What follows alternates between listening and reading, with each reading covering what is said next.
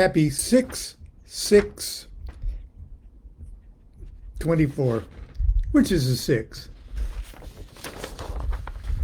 This is a day, okay, that in the United States and mostly in the United States and, well, throughout Europe, but in the United States, Canada, and Great Britain especially, marks what's known as D-Day. In 1945, in land invasion of the Allied troops on the continent of Europe. Our beloved Grady L. McMurtry, great Thelemite and resurrector of the Ordo Templi Orientis, student of Crowley's. As a matter of fact, he visited Crowley shortly before he was sent out to be part of the D-Day invasion. It was a terrible day. It's called the longest day, and there's movies about it. And the last few surviving veterans of it are 100 years old now. So there's very few of them. But it was a chance at literally the rest of the world standing up to Nazis, standing up to authoritarian single-person dictatorships. Hitler, Mussolini, to a certain extent Franco, although he held on until he could be lampooned on Saturday Night Live. So it is an important day, and it was an important day in the mind of Grady McMurtry, who saw himself as a soldier poet, and Crowley saw him and told him he thought of him as a soldier poet. As a matter of fact, in his letters of authorization to Grady, where he authorized him to take leadership of the OTO if it fell into an emergency after the death or incapacitation of Karl Germer. One of the qualifications Grady gave, or Crowley gave Grady, was that he had experienced war as it actually manifests in the 20th century, anyway. So Horus being a warlike deity. But anyway, this is what we observe today, and it seems inconceivable to me, who was born just a couple of years later. I was born in 1948, but all of the adults around me, when I was growing up, many of the men and women were veterans of World War II, but all of them, without exception, at least in my growing up circle of adults, all of them had a very justifiable enmity toward fascism. It was a dirty word. It was a traitorous word. It was a word that was, in their minds, worthy of fighting and dying to prevent, to oppose, to never let it happen again. And it seems very sad, but understandable in a way. When generations pass, it's easy to forget the lessons earlier generations, and I don't want to sound like, well, in my days we hated the goddamn Nazis, you know. Do you admire Nazis? Well, I tell you, you're okay. Anyway, there's that. That's my D-Day spiel. And if I have stepped on your Nazi-loving toes, then fuck you. I got a letter today. Okay, a note today, a very short note, and my answer was very short. But I want to dilate on my answer. Has nothing to do with Nazis, has nothing to do with D-Day, only indirectly. Here's the letter. Greetings, most, yeah, right, okay. Complimentary opening there. A little preface. The Thoth Tarot deck, was my first illustrated tarot deck, and your book on it definitely made delving into its wisdom far easier. It has opened my eyes and minds to so many things that have helped me grow as a person. I love letters like this. It's gratifying. I enjoyed a clip I found of you on YouTube talking about the Thoth deck compared to others, and I like your take immensely. This is why I'm approaching you with this question. Another deck, it's the Gran Esoterico, okay, G-R-A-N, next word, E-S-O-T-E-R-I-C-O, the Gran Esoterico, has called out to me in much the same way that the Thoth deck did. And in delving into this deck and doing what research I can, I've noticed two major differences between it and the Thoth deck. Also differences from the writer Waite Smith and the Tarot of Marseille. And he gives two examples. The elemental associations for cups and swords have been swapped in the Gran Esoterico. The cups are air, and the swords are water. Now we get a lot of elemental swapping with the witchcraft idea of assigning the sword or the dagger, the athame or athame, as fire, and the wand is air. So we get that, but in this deck here, it's the cups that are air and the swords that are water. And the second difference is there are different Hebrew letter associations on the major arcana. My research into this has brought up two things. The first is the work of Eudes Picard in astrology, and its differing assignments of elements to the zodiac signs.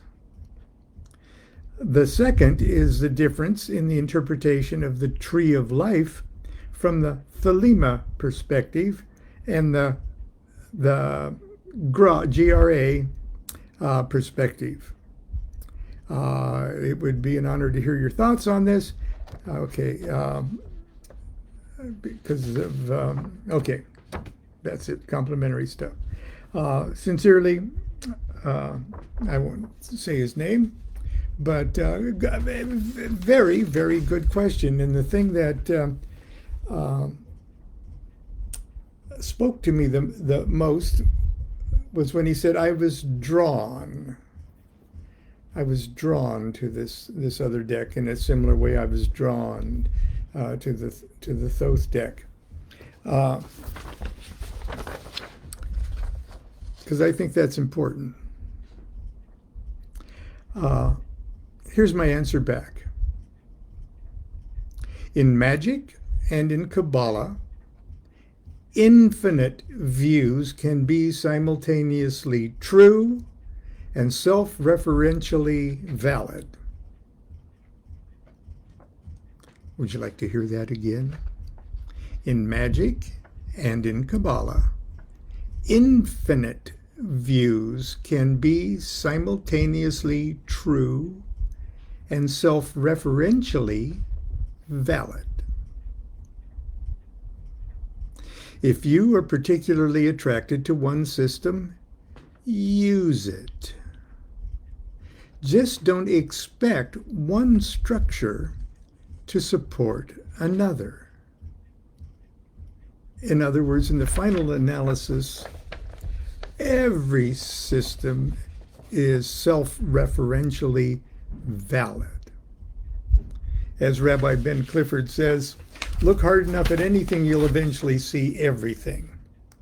And Kabbalah and working tools of Kabbalah, such as tarot, are just clumsy attempts at making that looking hard at anything process a little easier. Easier doesn't always mean better. Okay, it just makes it easier. For instance, the Hebrew letterists, I'm not going to argue about the elemental things, the switching the cups in the air. Doesn't make sense to me, okay?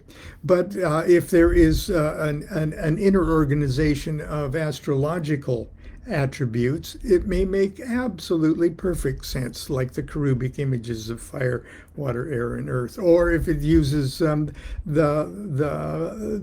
mutable signs as the landmarks, or the cardinal signs. Okay, there's all sorts of ways that could make perfect sense within that self-referential system. So don't think I'm, oh, you stupid idiot. No, if there's 4 suits, that's the important thing. And if they represent those 4 elements that jive with the Yod Hey Vav Hey thing, you can call them anything you want, okay? If it makes sense within your self-referential system. So let's not even care about that.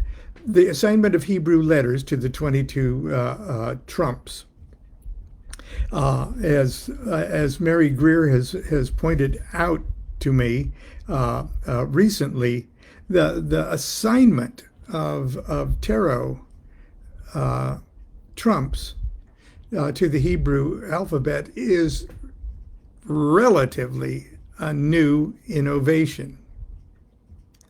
And all of the old decks, Tarot Marseille, all of them, none of them had. The only thing that they had in common with the 22 trumps is what is at that time the tarot game had settled down to having 22 trumps, and there just happened to be 22 letters of the Hebrew alphabet. That being said, it's really easy to take a classic Kabbalistic schematic, the Tree of Life, with its 10 Sephiroth, and 4 sets of 10 Sephiroth, actually, and the 22 paths that connect them. Now, the Tree of Life that we're used to seeing, where maybe I got to regard a Tree of Life here, this I can quickly pull out. Here's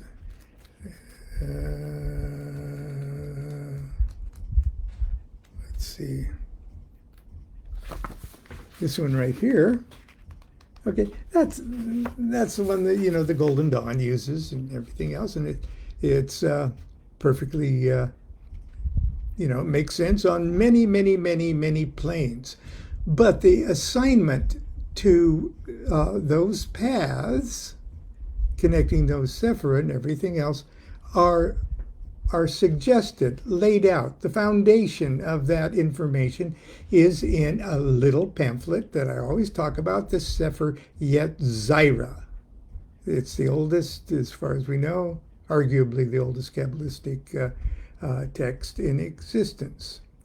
Now, see how everything looks. Now, there's also other trees of life. There's lots of other trees of life that have that same two types of things, but connected in another way. Just imagine, if you will, let's see over here, that a path leading from 5 to 2 and from 4 to 3. And then you drop these lower ones, okay? You drop this one and you drop that one, and it would leave Malkuth just sort of hanging down there, like that dingleberry I'm always talking about. Malkuth, the earth, the hay final, the nepish, okay, dangling like a dingleberry on the asshole of the whole universe. That makes sense too, okay? Not saying it doesn't. And within a system of assignment of tarot cards to it, a self-referential system, it would work just fine. Okay. Now each of those paths is a certain kind of intelligence. It's like the little. Just imagine it's a sparkly little facet of intelligence of a specific characteristic, and it's the kind of characteristic that easily passes the influence from the lower Sephira to the next higher Sephira, and at the same time, simultaneously, passes the influence down from the higher one to the lower one. It's an alternating current of electricity, and it's a special kind of intelligence, and that special kind of intelligence is with anal retentive exacting detail is also outlined in the Sefer Yetzirah. So that's why on one tree of life, Gimel, the high priestess, would be the path leading from 1 to 6. And the Hebrew letter is Gimel, which means the moon. But, where am I? In Manly Palmer Hall's Knapp Hall tarot deck, which I just love the images. They are so 1930s seance-y kind of. Okay, the high priestess is Bet. The Hebrew letter Bet. Now in Golden Dawn, that's the magician. But anyway, there she is as Bet. And I haven't dug into the method to his madness, but I guarantee you if Manly Hall had anything to do with it, it was a perfectly wonderful self-referential system.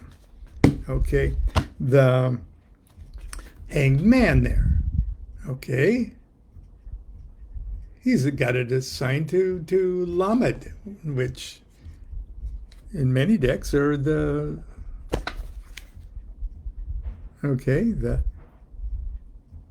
Justice card, okay? But the Hanged Man, in sort of the modern way, that's assigned to Mem. Okay. Now, there's a way that when you start thinking about it and you start to know a little about the Kabbalah and stuff, you start to see things like, oh, wow, man, there is 3 horizontal bars on the Tree of Life, so they should be assigned to the 3 mother letters, Aleph, Mem, Shin. That makes sense. Not only that, but we've got the 7 horizontal lines on a tree of life that just perfectly match. Oh, we should put the planetary cards and the planetary Hebrew letters to it. Ooh, and then there's all those diagonals, 12 of them, okay? Wow. That makes sense too. 1, 2, 3, 4, 5, 6. Yeah, okay. So, what are we to do? Each of those systems has their own justification in their own special way.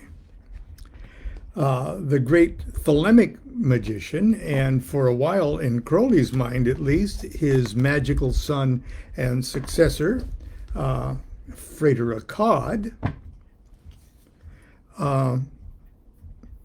Frater Akkad, I guess we could say, was in the middle of writing a very simple introductory text just on the Tree of Life and how it related to the Kabbalah. And right toward the end of his writing of this book, which is just marvelous, it's called QBL. It stands on its own right as one of the best introductions I know. But something personal happened to him just about 3/4 of the way through him writing it. And you can see where it happened if you're reading the text. All of a sudden, oh, this is a nice textbook kind of thing. And he says, well, I've written so far, but hey, I'm starting to see something really, wow, this is mind blown, okay? And after that, he said, no, the paths go up the Tree of Life. Well, there's certainly a way to do that. Even his own logic sort of fell apart when he was trying to get the whole thing put together. And it sort of ignored the fact that the classic wisdom was the lightning flash coming down the Sephiroth and the serpent of wisdom going up the paths, rising up.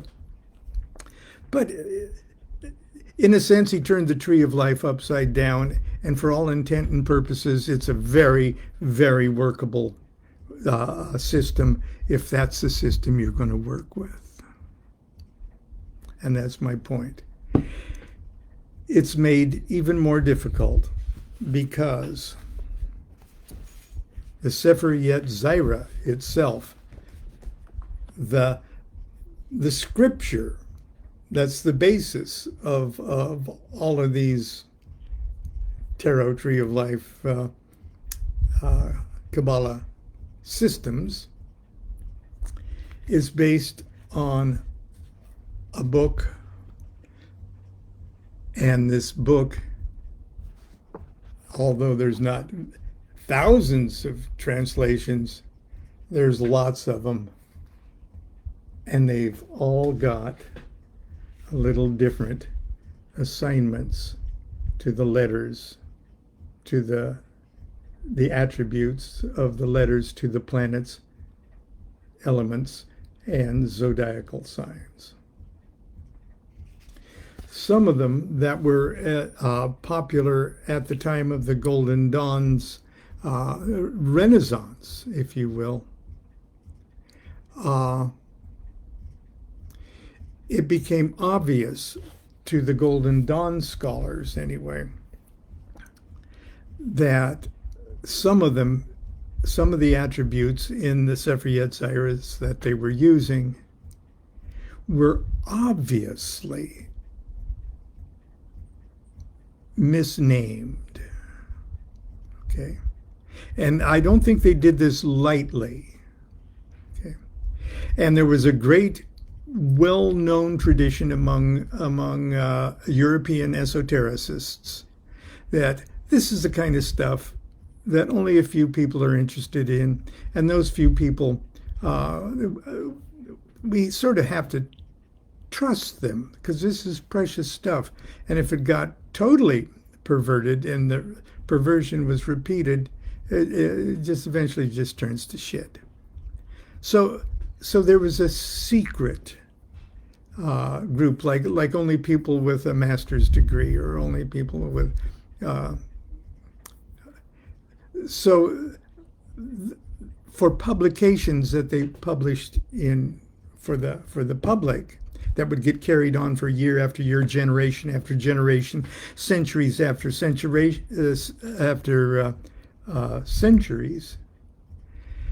For anyone who had a master's degree or equivalent in their self-education would themselves see, oh man, that one's out of whack and it belongs over there. This one is obviously defining this one over here, and this one over here says, okay. And the Golden Dawn said, look, we're in the modern age. It's 1888. We've got a group that's promised themselves to respect this material.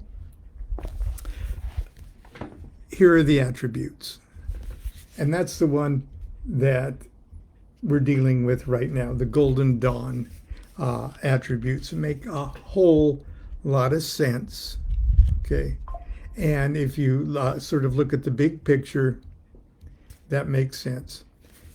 My point in my response to this guy is, if anything else makes more sense to you, use that system and don't waste your time trying to get this other system to explain another system. It's all self-referential. Look hard enough at anything, you'll eventually see everything. So pick one you're comfortable with. Pick one you're drawn to, okay? And work with it. If it gets to the point where you say, oh, that's really stupid, let me relook at the Golden Dawn thing, or let me relook at these other systems. In Crowley's wonderful, fanciful fairy tale, the Wake World, which is in Kongsampox. Can you see how that spells Kongsampox? In the Wake World, he has sort of an Alice in Wonderland climb up the Tree of Life, told from the fictitious, fanciful point of view of Lola Daydream. Okay, and she goes up every path and spends time at every Sephira and stuff like that. And you can see how, in Crowley's mind, more or less the Golden Dawn system made absolute perfect sense to him, and he could literally translate that into almost a script of a play. Now we've got, after 1904, now we've got Crowley's little tweaking with the Sefer Yetzirah thing, or does he? He just says all these old letters of my book are all right, but Tzadi is not the star. Okay, he's figured out that, well, maybe Tzadi is, or the star is Hay, and the emperor is Tzadi. And in different publications, you see him actually switching the Hebrew letters that join certain paths, and some he doesn't. As a matter of fact, in the Book of Thoth, that was penned just shortly before his death, he still talks about the light of Hokmah, number 2, shining down upon the emperor from the upper right-hand corner of the card, saying, no, the emperor may be Tzadi now, but he's still getting the influence of that path. But anyway, these are things for us to work out. My point is, don't be overly concerned, and don't be quick to criticize other people's attributes or other people's way of looking at things. Respect them, okay? Because ultimately, ultimately, if you look hard enough at anything, you'll eventually see everything. And then you'll see everything is organized just perfectly and can be expressed by anything. Just like great poetry can be expressed in Spanish or Lithuanian or Chinese or Zuni. Okay.